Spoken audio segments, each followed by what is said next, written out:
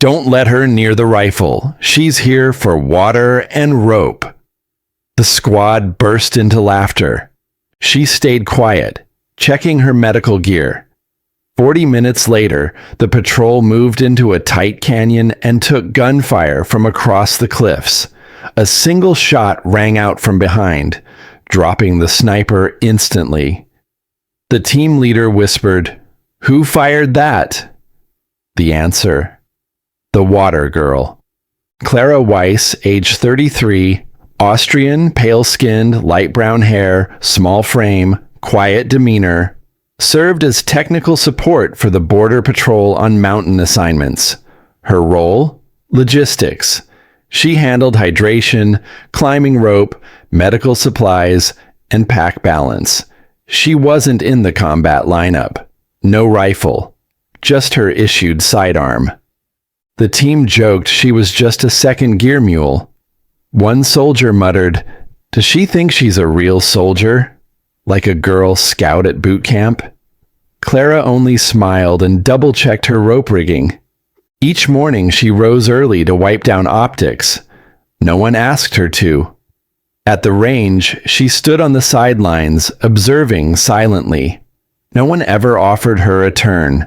A corporal said once, "Bet she'd freeze if she had to pull the trigger." They treated her more like equipment than a person, present but peripheral. During mission briefings, they spoke around her, not to her. Clara, 50 meters back with the supplies and med kit. If anyone's hit, that's on you. Just don't slow us down. She never pushed back, never asked for more, never complained.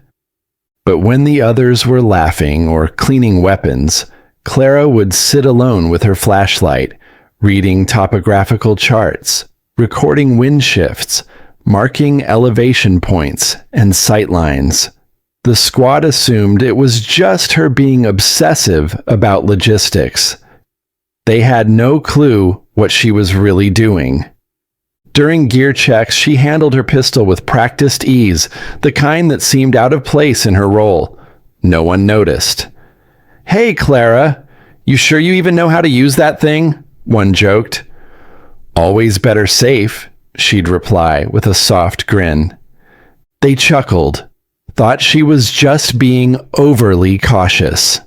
She thought to herself, "I'm not here to fire often, just to make sure I can when it counts." To them, she was dependable, useful, but not a soldier. That illusion was about to end. At Rock Point 14, while adjusting her bottles, a sergeant passed by and caught her tilting her sidearm quickly, checking scope, glint angles. He paused. "Where'd you learn to angle like that?" Clara simply said, "Places where fog drowned out gunfire." The answer puzzled him, but he let it go. Later, another soldier noticed she kept a private notebook. Inside, pages of wind speeds, humidity readings, hand-drawn terrain sketches like a seasoned sniper would keep. "Heard Clara got cut from sniper school for health reasons," someone murmured. "But her scores were top tier." Whispers followed. Some said she was with a classified unit before. No one knew for sure. She never confirmed or denied. And the talk picked up after she displayed uncanny skill in the mountains. She read weather like a pro forecaster. She knew exactly how wind skewed shots over altitude. During binocular drills, one soldier groaned, "Can't see a thing in this fog." Clara replied without looking, "Target at 2 o'clock, about 400 meters, behind the third tree past that fallen log." The soldier aimed. "How? How did you—" "I see nothing," she replied. "Echo." That metal gave him away. The team leader stared at her. "Clara, how do you know about sound echoes in fog?" She answered quietly, "You pick things up." But the team was beginning to wonder. Why did she always set up with a clean line of sight? Why was she always calculating range and wind during breaks? Why did her med supply checks involve tracking ammo counts? One evening, while she stepped away, a soldier peeked into her bag. Beneath first aid gear was a logbook, well worn, filled with shooting data, notes, locations, conditions, and distance records. These weren't target practice notes. These were combat logs. These aren't drills, someone said. These are missions. They quickly replaced the book, but the way they looked at Clara changed. They started noticing. They're starting to suspect, Clara thought, but maybe it's best they don't know everything. Not yet. The truth was, they had no clue. They weren't traveling with a medic. They were with one of the most elite shooters their country had trained. They'd find out soon. On day 5, the main team went ahead through a pass. Clara was instructed to stay back, do equipment checks, catch up later. As always, she was left behind. The squad entered a rock canyon and into an ambush. A sniper waited on the far cliff. Gunfire cracked like thunder. They hit the ground hard. The leader ducked behind stone. No one could see the shooter. "Sniper, Ridge! Anyone got eyes?" Silence. The angle made visibility impossible. The sniper had the height, the scope, the kill zone. They were trapped. "Where's Thompson?" "His rifle jammed." "Call for backup." 40 minutes out. They were stuck.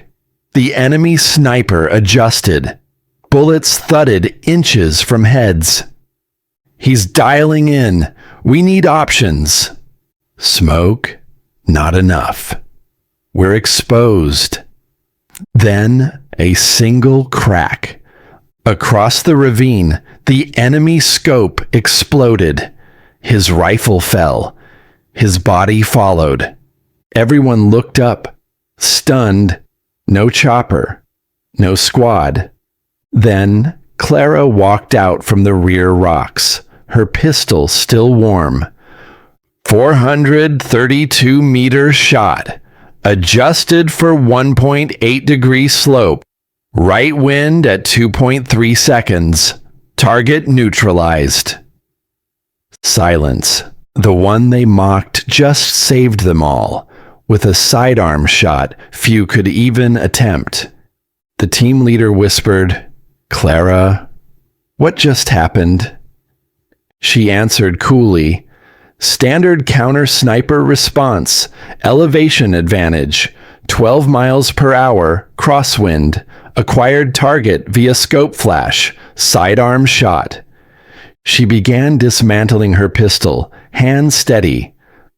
Austrian Spec Ops, Alpine Sniper Unit, 3 tours, 74 confirmed long-range eliminations, 2 medals. No one spoke. "Why didn't you tell us?" "Medical discharge, 18 months back. Hearing damage. Command deemed me unfit for active sniper duty." She cleaned the barrel. They were right about the ears, but my eyes still work. The soldier who mocked her most often stepped up, guilt all over his face. "Ma'am, I owe you an apology, and probably my life." "You owe me nothing," she said. "I owe you safe passage. That's what I signed up for." The team leader looked to the now empty ridge. "You were tracking him?" "Since the canyon mouth. Saw the reflection 15 minutes before. Gave him a chance to leave. He didn't. I had to act." She reassembled her weapon, smooth and fast. "We move now. Snipers rarely work alone." As the team packed up, the leader pulled her aside. "Why didn't you request a combat slot?" Clara looked back at the ridge. Because sometimes the most effective sniper is the one you never suspect. They kept me back to keep me safe.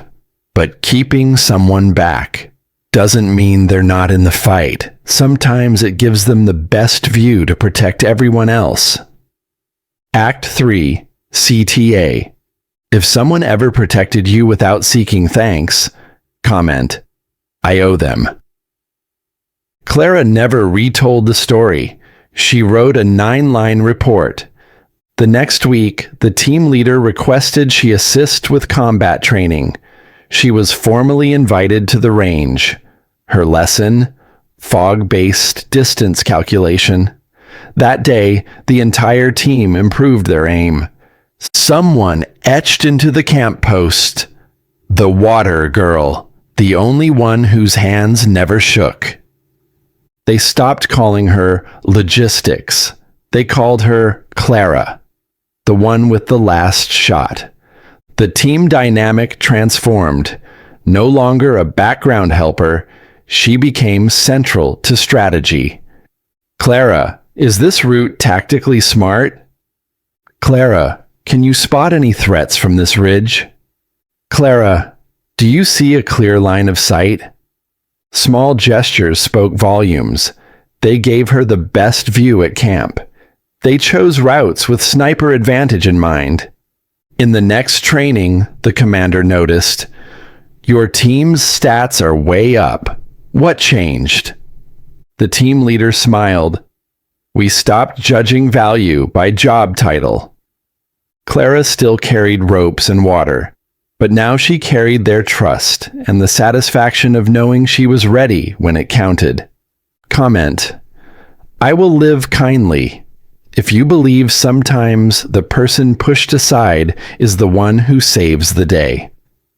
Clara didn't shout, didn't ask for more, didn't demand recognition, but when the moment arrived, she aimed and acted. We often rank people by where they stand in the line, but Clara proves position doesn't dictate precision. Character does.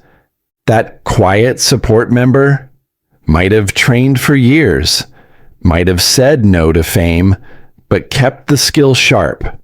For one needed shot, one round, one decision, one survivor team. Clara didn't seek applause, but those she saved will never forget the moment they didn't become scars because of her. Why does this story matter? Because it reminds us to look past appearances. In every unit, office, or family, there are quiet experts whose skills remain hidden. The quiet one might be the one who saves you. Clara represents the unseen strength. Veterans who stepped aside but kept their edge. Pros who don't boast, but act when needed. They won't announce themselves, but remember Clara. Next time, you look past someone in support. Sometimes the shot that saves you comes from the one you never expected, because sometimes the one carrying the load is the one who keeps the whole team standing.